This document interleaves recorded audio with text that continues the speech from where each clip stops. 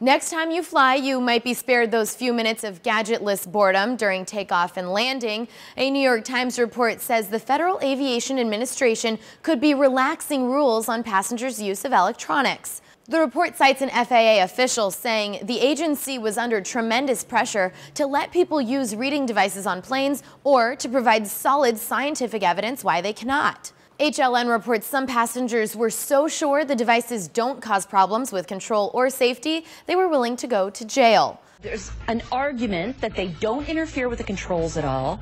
Some people have even been arrested for refusing to turn them off because they claim it does not interfere with the safety. Senator Claire McCaskill told the New York Times a hard copy of War and Peace is more dangerous during flight than a Kindle, and a reporter at Hot Hardware agrees. We've heard that the rule exists so that these devices don't go flying if the takeoff or landing is a little turbulent, but we'd rather take a Kindle to the face than a hardback novel. I'd vote neither. VentureBeat reports even with the changes, access to devices would still be somewhat limited. Passengers would be required to switch devices to airplane mode rather than shutting them down completely. And even though many smartphones have that airplane mode function, CNET reports the new rule would not apply to cell phones and points out emerging technologies like smartwatches and Google Glass are questionable. They're likely to only complicate things further and lead to more confrontations between flight crews enforcing federal rules and passengers making a stand against what seems increasingly like bureaucratic nonsense. And Gadget reports the FAA commissioned a study to investigate the issue of in-flight electronic use.